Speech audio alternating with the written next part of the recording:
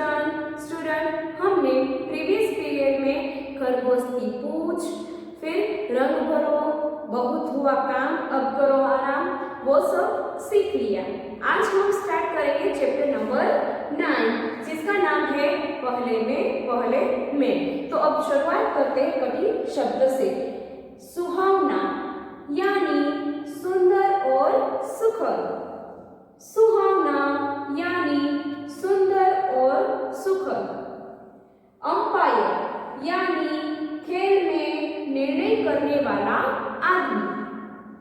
Umpire यानी खेल में निर्णय करने वाला आदमी। संख्या, संख्या यानी गिनती।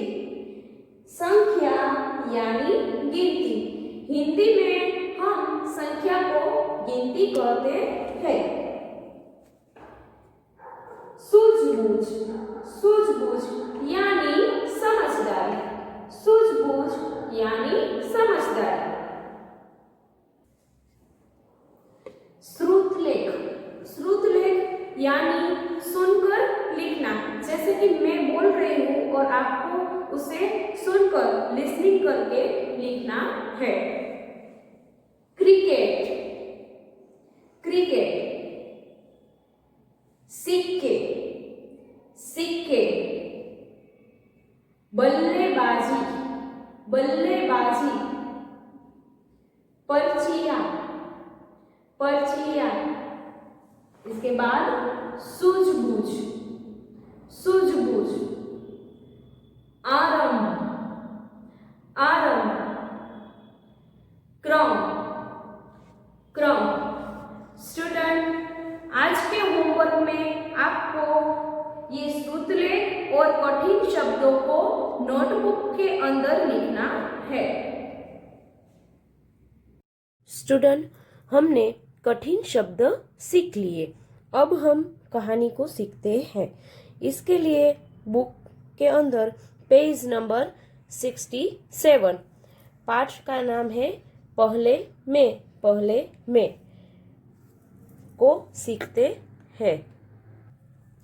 अब मैं आपको थोड़े प्रश्न पूछूंगी, आप मुझे उसके उत्तर दीजिएगा। क्या आप कभी समूह बनाकर खेल खेलते हैं?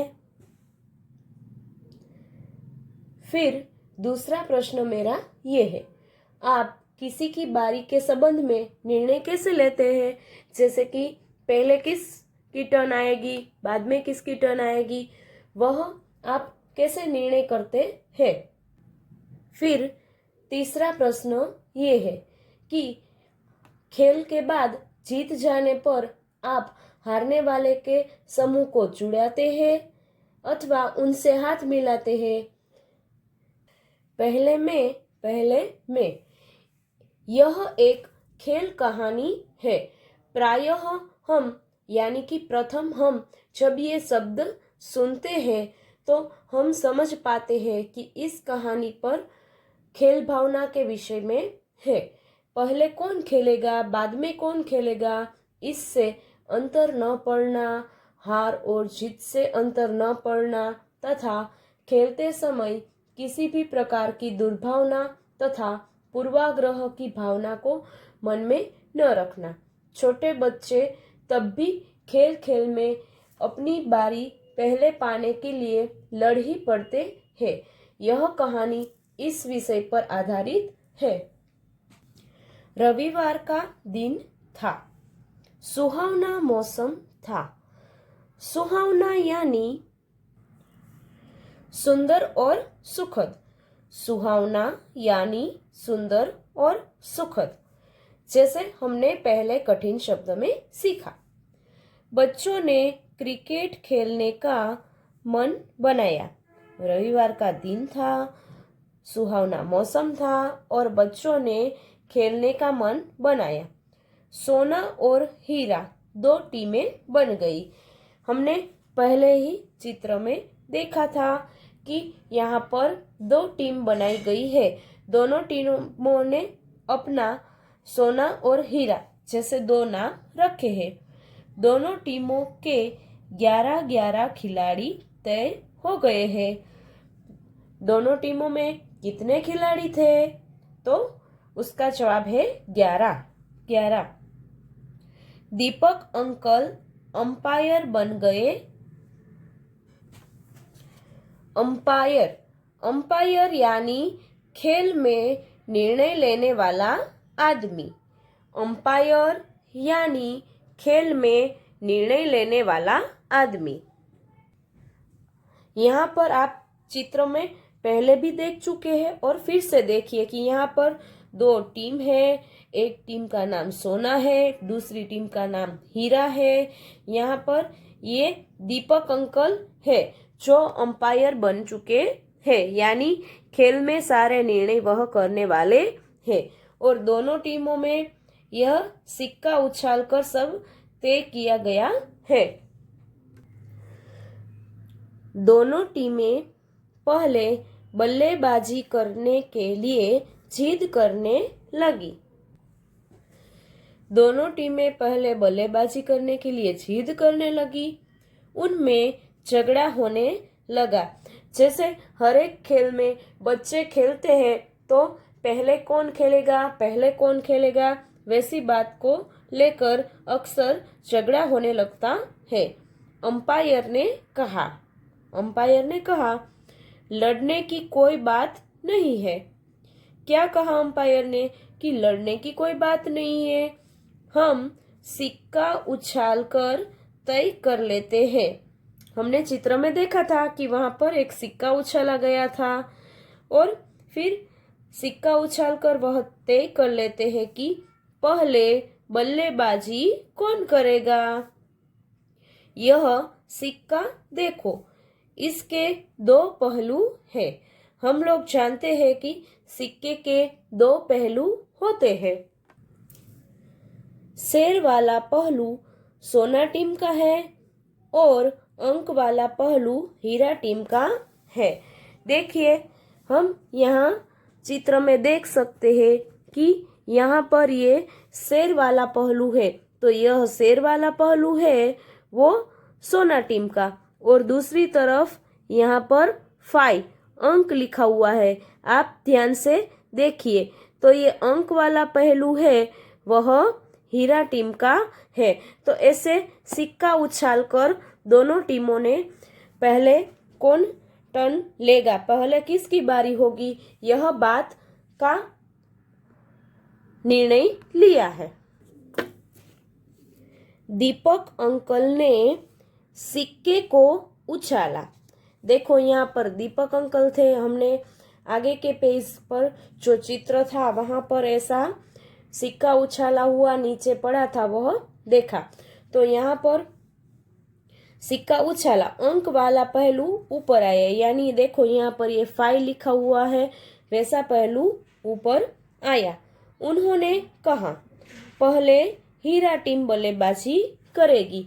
कौन सी टीम पहले बल्लेबाजी करेगी? हीरा टीम।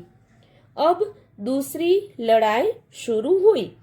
अभी दोनों टीमों में तो फैसला हो गया कि पहले हीरा टीम बल्लेबाजी करेगी। अब दूसरी लड़ाई शुरू हुई। हीरा टीम का हर लड़का सबसे पहले बल्लेबाजी करना चाहता था। अभी टीम में हमने तो आगे देखा कि दोनों टीमों में 11-11 लड़के थे।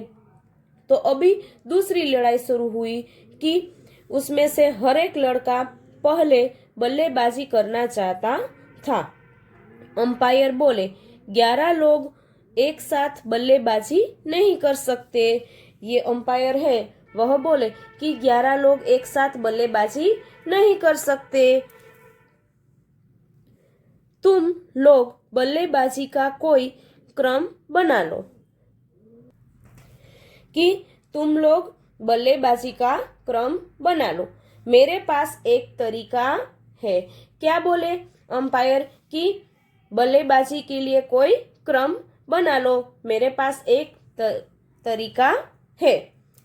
उन्होंने कागज की 11 पर्चियां बनाई। कागज की 11 पर्चियां बनाई, उन पर 1 से 11 तक संख्या लिख दी। संख्या यानी गिनती। हमने कठिन शब्द में पहले सीखा कि संख्या यानी गिनती। फिर लड़कों से कहा, सब एक एक पर्चियां उठा लो। सबको एक एक पर्चियां उठाने को कहा, जिसके पास जो संख्या आएगी वह उसकी बारी होगी। फॉर एग्जाम्पल 1 से 11 तक पर्चियों में गिनती संख्या लिखी। अब कोई एक चिट्ठी पर्ची उठाएगा, जिसके पास 1 लिखा हो वो पहले बल्लेबाजी करेगा, 2 लिखा हो वो दूसरी बार बल्लेबाजी करेगा। जैसे जिसके पर्ची में 11 नंबर लिखे हो वो सबसे लास्ट में बल्लेबाजी करेगा। दीपक अंकल की सूझबूझ से पहले में की लड़ाई टल गई। वह सूझबूझ से यानी समझदारी से वह लड़ाई टल गई। सब बच्चों की बारी तय हो गई और क्रिकेट का खेल शुरू हो गया। सब बच्चों की बारी तय हो गई और क्रिकेट का खेल शुरू हो गया। तो स्टूडेंट, इस कहानी से हमें यह सीख मिलती है कि हर एक समस्या का शांतिपूर्ण हल होता है। लड़ाई का कोई अर्थ नहीं होता है। हमें हर एक समस्या को शांतिपूर्ण तरीके से हल करना चाहिए और साथ ही हमें आपस में वैर और द्वेष की भावना न रखकर सहयोग एवं पारस्परिक समझ को विकसित कर समस्या का समाधान निकालना चाहिए और एक दूसरे के साथ स्वस्थ खेल भावना से खेलना हमारे लिए अति महत्वपूर्ण है। स्टूडेंट, अब मैं लास्ट में कहानी के अंत में आपको कुछ प्रश्नों पूछना चाहती हूँ। आप लोग इसके उत्तर के बारे में सोचकर उसके उत्तर मुझे दीजिएगा। अगर भारतीय क्रिकेट टीम के खिलाड़ी भी बच्चों की तरह लड़ने लगे तो क्या होगा, और अगर खेलों में कोई नियम न हो तो क्या होगा, सोचिए। तो इन सभी बातों के बारे में सोचकर हमें यह सोचना चाहिए कि किसी भी समस्या का शांतिपूर्ण भी हल होता है और हमें बिना ही लड़े समस्या का शांतिपूर्ण हल ढूंढना चाहिए और साथ साथ स्वस्थ खेल भावना से खेल खेलना चाहिए और कोई भी वैर भावना द्वेष न रखकर और पारस्परिक स्वस्थ तरीके से खेल खेलना चाहिए। और साथ ही आज का आपका होमवर्क है, कठिन शब्दों को नोटबुक के अंदर लिखना है तथा श्रुत लेख के शब्दों को भी नोटबुक के अंदर लिखना है और इस कहानी का वांचन करना है। Thank you.